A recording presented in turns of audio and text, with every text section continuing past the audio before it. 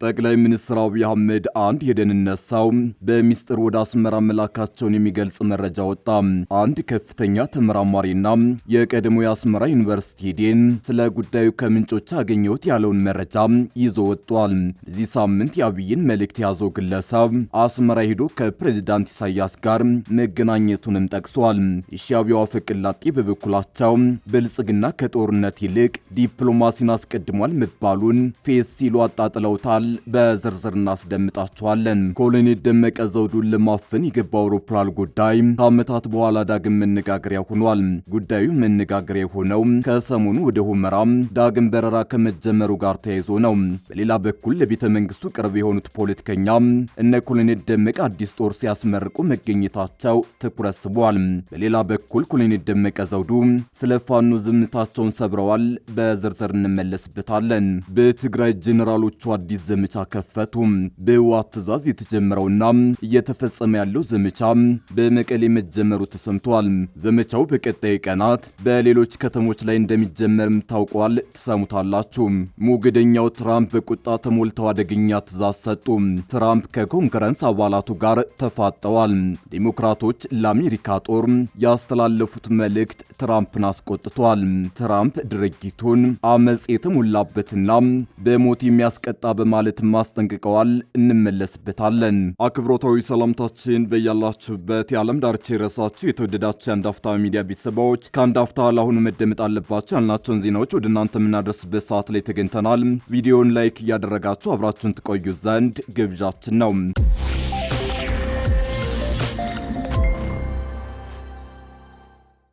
ኮሎኔል ደመቀ ዘውዱን ለማፈን የገባው አውሮፕላን ጉዳይ ከዓመታት በኋላ ዳግም መነጋገሪያ ሆኗል። ጉዳዩ መነጋገሪያ የሆነው ከሰሞኑ ወደ ሁመራ ዳግም በረራ ከመጀመሩ ጋር ተያይዞ ነው። በሌላ በኩል ለቤተ መንግስቱ ቅርብ የሆኑት ፖለቲከኛ እነ ኮሎኔል ደመቀ አዲስ ጦር ሲያስመርቁ መገኘታቸው ትኩረት ስቧል። በሌላ በኩል ኮሎኔል ደመቀ ዘውዱ ስለ ፋኖ ዝምታቸውን ሰብረዋል። ወልቃይት በእነ ኮሎኔል ደመቀ መተዳደር ከጀመረ ወዲህ ለመጀመሪያ ጊዜ የአየር በረራ ከሰሞኑ መጀመሩ ይታወሳል። ይህ የበረራ መጀመር ታዲያ ማዕከላዊ መንግስቱ የወልቃይትን ጥያቄ ለመመለስ ያለውን ፍላጎት የሚያሳይ ነው በሚል በኮሎኔል ደመቀ በኩል ከሰሞኑ ሲወደስ ነበር። በአንጻሩ በትግራይ ፖለቲከኞች በኩል ብልጽግና የትግራይን ጥያቄ ለመመለስና ፕሪቶሪያን ለማክበር ዳተኛ መሆኑን ያሳያል ሲሉ ተችተዋል። በሌላ ወገን ያሉት ደግሞ የፌዴራል መንግስቱ ሁለቱን ክልሎች ወደ ግጭት ለማስገባት የመዘዘው ካርድ ነው በሚል ሲተቹ ታይተዋል። በዚህ የበረራ መጀመር ሂደት ግን አንድ ትኩረት የሚስብ ጉዳይ ተስተውሏል። እንደሚታወሰው ከዓመታት በፊት በ2008 ዓ.ም የኢህአዴግ መንግስት ኮሎኔል ደመቀን ለማፈን ወደ አካባቢው የኮማንዶ ኃይል ልኮ እንደነበር የብዙዎች ትውስታ ነው። ከቀናት በፊት ወደ ወልቃይት ዋና ከተማ ሁመራ የበረረችው የኢትዮጵያ አየር መንገድ ኪው 400 አውሮፕላን ከ9 ዓመት ተኩል በፊት እነ ኮሎኔል ደመቀን ለማፈን ተልኮ የተሰጣቸውን የደህንነት ሰዎች ከአዲስ አበባ ጭና ወደ ጎንደር የተጓዘች አውሮፕላን ናት። ይቺ አውሮፕላን ያኔ ለአፈና ታርጌት የተደረጉትን እነ ኮሎኔል ደመቀን ከሰሞኑ ከአዲስ አበባ ጭና ወልቃይት ሁመራ ላይ አርፋለች። ይህም የታሪክ ግጥምጥሞሽን ያሳየ በሚል በማህበራዊ ሚዲያ ተጠቃሚዎች ዘንድ መነጋገሪያ አጀንዳ ሆኗል። ይህ በእንዲህ እንዳለ ወልቃይት ላይ ወታደራዊ ውጥረቱ ከመቼውም ጊዜ በላይ አይሏል። ህወሓት ከሰሞኑ በጠለምት በኩል ተከዜን ተሻግሯል መባሉ ደግሞ ትኩሳቱን ያባባሰ ጉዳይ ነው። ተከዜን እጠብቃለሁ በሚል እየተደራጀ ያለው የተከዜ ዘብ ታዲያ ወታደራዊ ዝግጁነቱን እያጠናከረ መጥቷል። በትናንትናው ዕለትም ተጨማሪ ወታደሮችን አስመርቋል። በዚህ የምረቃ ስነ ስርዓት ላይ ለቤተ መንግስቱ ቅርብ የሆኑት ዶክተር ዳኛቸው አሰፋ መገኘታቸው ትኩረት የሳበ ጉዳይ ሆኗል። ዶክተር ዳኛቸው በወታደራዊ ምረቃው ላይ ንግግር ያደረጉ ሲሆን በአካባቢው አመራሮችም ካባ ተሸልመዋል። የወልቃይት ጠገዴ ሰቲት ሁመራ ዞን አስተዳዳሪ አሸተ ደምላው ዶክተር ዳኛቸው አሰፋ ለእውነት የቆሙና በአመክንዮ የሚያምኑ ኢትዮጵያዊ ናቸው ብለዋል። ዶክተር ዳኛቸው እውነትን ተናግረው በእውነት የኖሩ መሆናቸውንም አቶ አሸት አንስተዋል። ኮሎኔል ደመቀ በበኩላቸው የአማራና የኢትዮጵያ ህዝቦች የአማራና የኢትዮጵያ ህዝብ ከጎናችን በመቆሙ አማራዊ ማንነታችንን ለማረጋገጥ የምናደርገውን ትግል እያቀለለልን ነው ሲሉ ተናግረዋል። በወልቃይት ጉዳይ ላይ አሸናፊ ለመሆን ሁሉም በትብብር መስራት እንደሚገባ እንደሚገባው ያነሱት ኮሎኔል ደመቀ ወደ ጫካ የገቡ ወገኖችም ሰላማዊውን መንገድ መከተል እንደሚገባቸው ለፋኖ ጥሪ አቅርበዋል። ጠቅላይ ሚኒስትር አብይ አህመድ አንድ የደህንነት ሰው በሚስጥር ወደ አስመራ መላካቸውን የሚገልጽ መረጃ ወጣ። አንድ ከፍተኛ ተመራማሪና የቀድሞ የአስመራ ዩኒቨርሲቲ ዲን ስለ ጉዳዩ ከምንጮች ያገኘሁት ያለውን መረጃ ይዞ ወጥቷል። በዚህ ሳምንት የአብይን መልእክት የያዘው ግለሰብ አስመራ ሂዶ ከፕሬዝዳንት ኢሳያስ ጋር መገናኘቱንም ጠቅሷል። የሻዕቢያው አፈቀላጤ በበኩላቸው ብልጽግና ከጦርነት ይልቅ ዲፕሎማሲን አስቀድሟል መባሉን ፌዝ ሲሉ አጣጥለውታል። 11ኛው ሰዓት ላይ አዲስ አበባና አስመራን ከጦርነት አፋፍ የሚመልስ አካል የተገኘ መስሏል። ካለፉት ሳምንታት ወዲህ ብልጽግና ከጦርነት ይልቅ ዲፕሎማሲን እንደሚያስቀድም በተለያዩ አጋጣሚዎች ላይ እየተናገረ ይገኛል። ጠቅላይ ሚኒስትር አብይ ከሁለት ሳምንት በፊት በፓርላማ ባደረጉት ንግግር ከኤርትራ ጋር ስለገቡበት ውጥረት ለምዕራባውያንና ሀያላን ሀገራት አንድ ጥሪ አቅርበው ነበር። አብይ በዚያ ጥሪያቸው ላይ ቻይናና ሩሲያን በስም በመጥራት ሌላ ነገር ሳይፈጠርና ሳይረፍድ አወያዩን፣ አድራድሩን፣ ካልሆነ ግን ከባድ ነገር ይፈጠራል፣ ነገሩ ከተጀመረ በኋላ እየያይ ስራም በማለት አስጠንቅቀው ነበር። ከዚህ የጠቅላዩ ጥሪ በኋላ ራሻና ቻይና ሁለቱን መሪዎች ለማደራደር የተሻለ እድል አላቸው በሚል ተንታኞች ሲናገሩ ቆይተዋል። በተጨማሪም ሳውዲ አረቢያና እንግሊዝ ሁለቱን ሀገራት ለማደራደር ተደጋጋሚ ሙከራዎችን እንዳደረጉ መረጃዎች ይጠቁማሉ። ከነዚህ ሁለት ሀገራት ባሻገር ኬንያ ሀገራቱን ከጦርነት አፋፍ ለመመለስ እንቅስቃሴ ጀምራለች። የቀድሞ የሻዕቢያ ታጋይና የአስመራ ዩኒቨርሲቲ ዲን እንዲሁም በአሁኑ ሰዓት በኖርዌይ የምርምር ስራዎችን እያከናወነ የሚገኘው መሐመድ ኬር ኦመር አብይ ወደ ኬንያ ምልጃ መላካቸውን ዘግቧል። ተመራማሪው አገኘሁት ባለው ተጨባጭ መረጃ መሰረት ኢትዮጵያ ኬንያን አደራድሪን ስትል ወደ አስመራ አንድ የደህንነት ሰው ልካለች ያለ ሲሆን አብይ ኢሳያስ በኢትዮጵያ ውስጥ ጉዳይ መግባት እንዲያቆምና የጦርነት ዝግጅቱን እንዲያቆምም ጠይቀዋል ተብሏል። ኬንያ የሁለቱን ሀገራት መሪዎች ለማነጋገር ጥያቄ እንደቀረበላት የቀድሞ የአዲስ አበባ ዩኒቨርሲቲ ተማሪና የአስመራ ዩኒቨርሲቲ መሪ የነበረው ኤርትራዊው ተመራማሪ መሐመድ ኬር ኦመር ከታማኝ ምንጮች መስማቱን ገልጿል።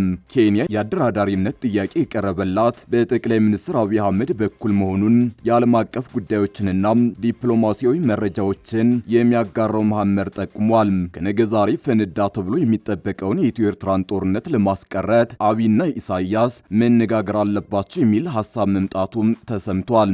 የአደራዳሪነት ጥያቄ የቀረበላቸው የኬንያው ፕሬዝዳንት ዊሊያም ሩቶ አብይና ኢሳያስን ለንግግር ለማቀራረብ በደህንነት ሹማቸው ኑርዲን ሃጂ ሰይመዋል ተብሏል። የኬንያው ብሔራዊ መረጃና ደህንነት አገልግሎት አለቃ ከሩቶ የተሰጣቸውን የቤት ስራ ተቀብለው የሁለቱን ሀገራት መሪዎች ማነጋገር እንደሚጀምሩ ይጠበቃል። ይህ በእንዲህ እንዳለ የኤርትራ ማስታወቂያ ሚኒስትሩ አቶ የማነ ገብረ መስቀል ኢትዮጵያ ለድርድር ዝግጁ ነኝ ማለቷ ላይ የታማኒነት ጥያቄ አንስተዋል።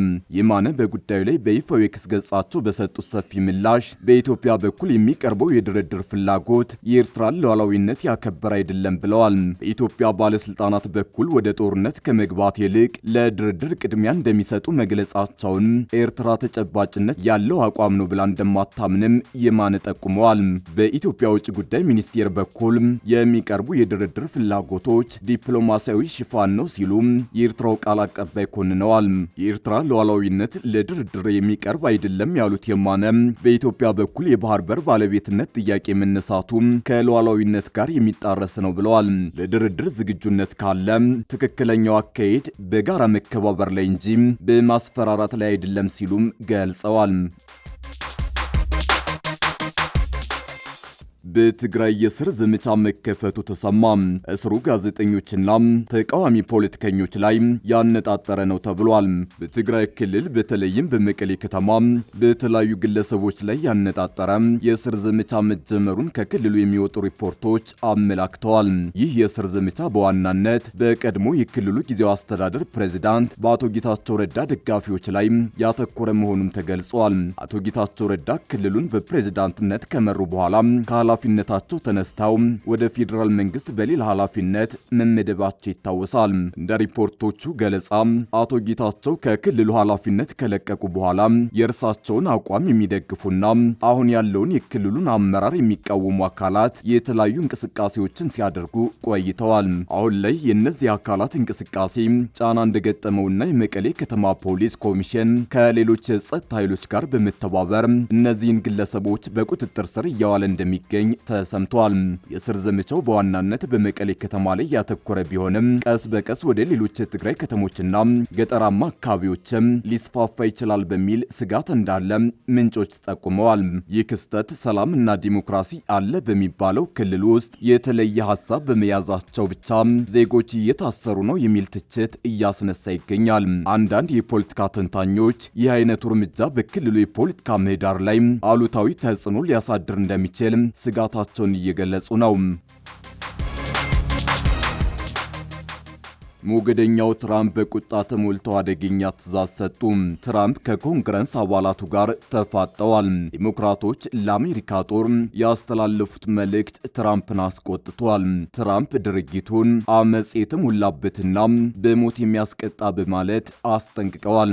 ይህ በጣም መጥፎ፣ ለሀገራችንም አደገኛ ነው። ንግግራቸውን መታገስ አይገባም። አመጽ የተሞላበት የካዲዎች ባህሪ መታሰር አለባቸው ሲሉም ተደምጠዋል። በሌላ በኩል የዋይት ሀውስ ቃል አቀባይ ትራምፕ የኮንግረስ አባላትን መግደል ይፈልጉ እንደሆነ ተጠይቀው አጭር ምላሽ ሰጥተዋል።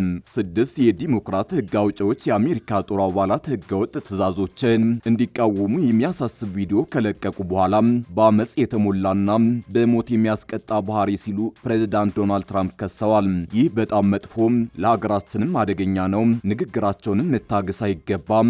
አመጽ የተሞላበት የካዲዎች ባህሪ እሰሯቸው ሲሉ ትራምፕ በማህበራዊ ሚዲያ ላይ ጽፈዋል። በወታደራዊ ወይም በስለላ ተቋም ውስጥ ያገለገሉት 6ቱ ሕግ አውጪዎች የትራምፕን አስተያየት አደገኛ ከማለት ባለፈ በህዝብ በተመረጡ ባለስልጣናት ላይ የተፈጸመ ዛቻ እንደሆነ ተናግረዋል። ምንም አይነት ማስፈራሪያ ወይም የአመጽ ጥሪ ከዚህ ኃላፊነት አያግደንም ሲሉ በጋራ መግለጫቸው ገልጸዋል። በባህር ኃይል ውስጥ ያገለገሉትና የቀድሞ የጠፈር ተመራማሪ ሴናተር ኬሊ ሕጎቻችን ግልጽ ናቸው፣ ሕገወጥ ትዕዛዞችን መቃወም ይፈቅዳሉ ብለዋል። ሕግን ወይም ሕገ መንግስታችንን የሚጥሱ ትዕዛዞችን ማንም መፈጸም የለበትም ሲሉ የሕግ አውጪዎቹ በቪዲዮ ላይ ተናግረዋል። ይህ አስተዳደር ዩኒፎርም የለበሱ የጦርና የስለላ ባለሙያዎቻችን ከአሜሪካ ዜጎች ጋር እያጋጨ ነው። እንደኛ ሁላችንም ይህንን ሕገ መንግስት ለመጠበቅና ለመከላከል ቃለ መሐላ ፈጽማችኋል። በአሁኑ ጊዜ በሕገ መንግስታችን ላይ የሚነሱት ስጋቶች ከውጭ የመጡ ብቻ ሳይሆኑ ከውስጥ የመጡ ጭምር ናቸው ብለዋል። ትራምፕ ይህ ከፍተኛ የአመጽ ባህሪ ይባላል። እነዚህ የሀገራችን ከዳተኞች ተይዘው ለፍርድ መቅረብ አለባቸው። ቃላቸው እንዲሰማ ሊፈቀድ አይገባም። ከእንግዲህ አገር አይኖረንም፣ ምሳሌ መሆን አለበት ሲሉ ሐሙስ ዕለት ጽፈዋል። ቀጥለውም ይህ በጣም መጥፎና ለሀገራችንም አደገኛ ነው። ቃላቶቻቸው እንዲሰማ ሊፈቀድላቸው አይገባም። የካዲዎች የአመጽ ባህሪ ነው፣ እሰሯቸው ብለዋል። በሶስተኛው ጽፏቸው ደግሞ በሞት የሚያስቀጣ የአመጽ ባህሪ ነው ሲሉ ጽፈዋል። የዋይት ሀውስ ቃል አቀባይ ካሮሊን ሊቨንት ሐሙስ ከሰዓት በኋላ በዋይት ሀውስ በተደረገ ጋዜጣዊ መግለጫ ላይ ትራምፕ የኮንግረስ አባላትን መግደል ይፈልጉ እንደሆነ ሲጠየቁ በጭራሽ ሲሉ በፍጥነት መልሰው መገናኛ ብዙሃን በሕገ ወጡ አባላት አስተያየት ላይ ማተኮር አለባቸው ብለዋል።